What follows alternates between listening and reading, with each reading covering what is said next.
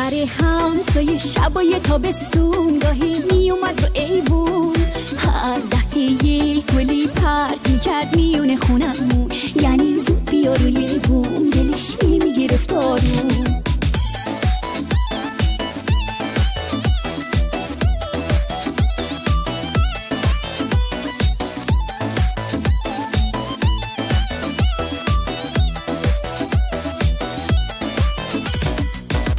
کردم با چابکی پله ها رو 10 تا یکی تا میرسیدمون بالا.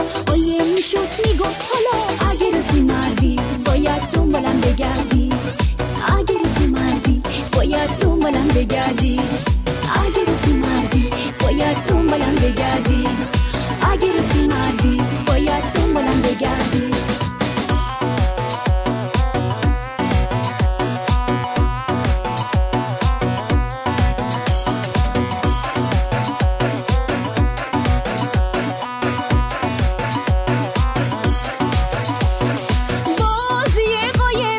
حالی داره با یه پسر با نمک که حالی داره.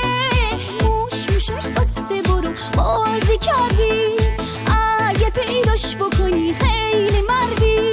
خلاص آخر پیداش میکردم تا میتونستم نگاش میکردم. میگفت دورت بگردم منم دورش میگشتم، میگفت دورت بگردم منم دورش میگشتم.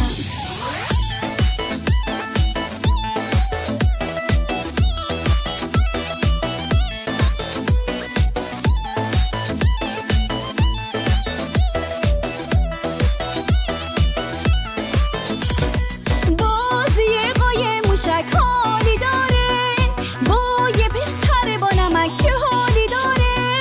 موش موشک بسته برو بازی کردی، اگه پیداش بکنی خیلی مردی.